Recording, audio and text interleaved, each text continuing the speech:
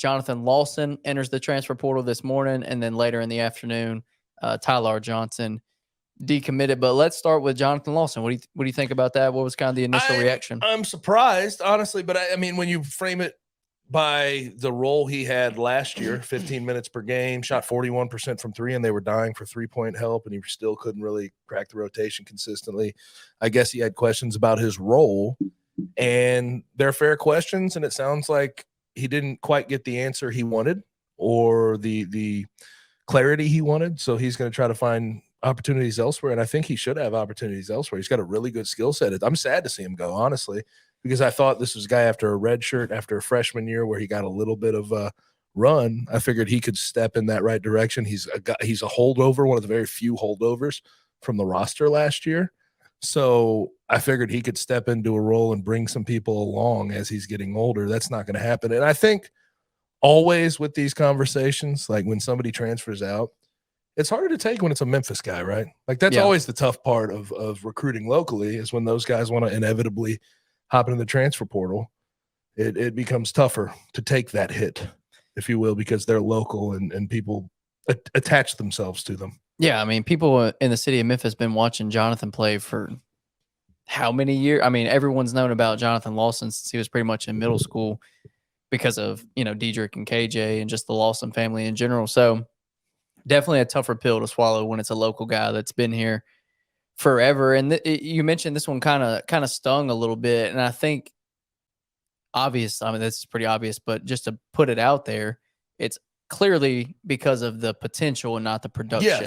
Yes. 15 minutes a game, a little over 3 points per game. That we saw flashes. We talked about it all year. There would be games where we were like, okay, Johnathan may be coming into his own, and it just never really fully materialized. It was very inconsistent throughout the year. But as you're kind of alluding to, with age, I think we all expected that to get a little bit better, and that consistency begin to become more in focus and be able to see him blossom into the player that he has the potential to be.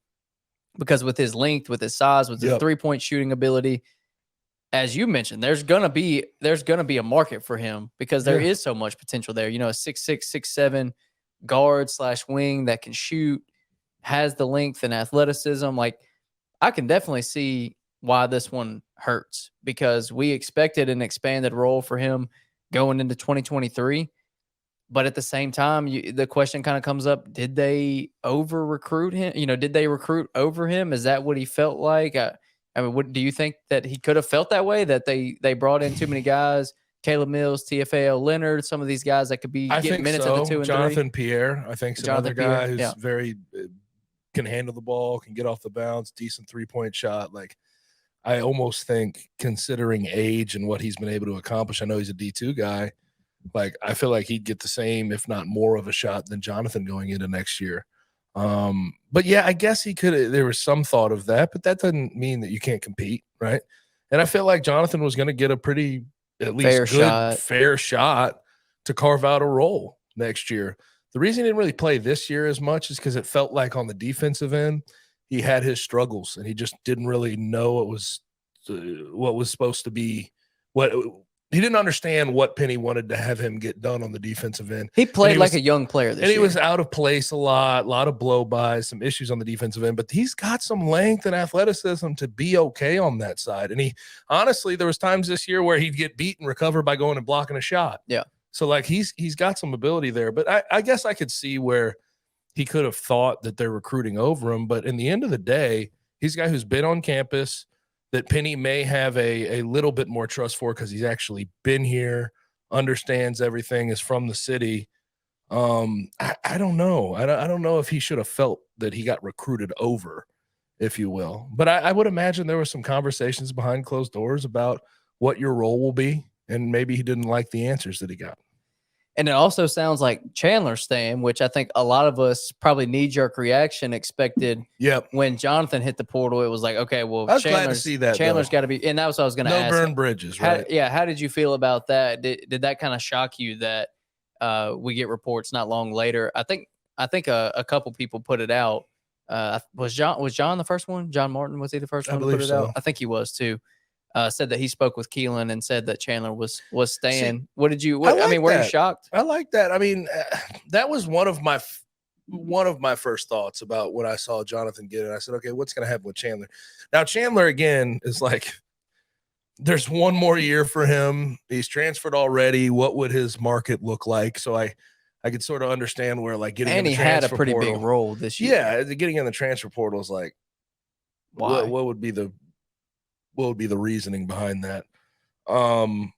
But no, I'm glad to see that it's clearly not like a bridge being burned. It's just Johnathan saying, I want better opportunity somewhere else. And that's fine. In this day and age, college basketball just happens, right? But to see that with the Lawsons, who have been a really big basketball family in this city for a long damn time, to see that you don't have that bridge burn is always, I think, a positive. It's a positive. Yeah. Where at one point I thought there was kind of a bridge burn when Tubby was here and everything else. I mean, there felt like pretty substantial bridges burned at that point. I'm glad Penny didn't burn that one. Right.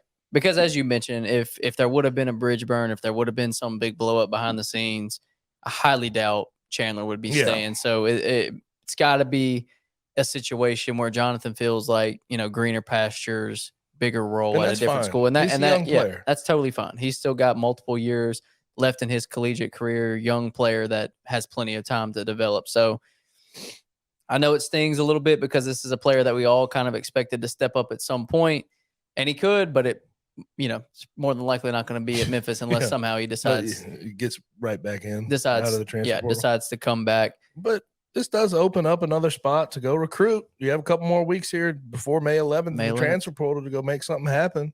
And I have learned not to bet against Penny Hardaway, even on short notice, right? Like, even last year, some of the names he got out, you didn't really think that highly of, but he got the most out of him this year. But no, I wouldn't bet against Penny, even with this scholarship back opening up and him going to find somebody. I think there's probably some people still out there that they have their eye on that they're ready to go get. Feels like he's always got an ace up his sleeve. Yeah, he does. Every time in his tenure, when everyone's been like, oh my gosh, and everyone's freaking out, and it's like, oh my goodness, this season's going to be terrible.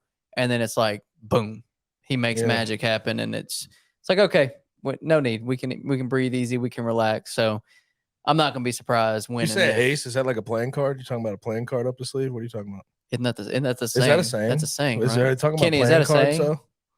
That's a saying, Christian. Is there ace? I've never really heard that one. I mean, I think I've kind of an ace up the sleeve. You never heard that? Like a magician, right? Like always got. No, it's somebody who's at a card table who's cheating. Is got an ace up their sleeve. Here's the point I was going to make. This is why I ask it. Okay. Because even when he doesn't have the ace, he may go a card down and have a king.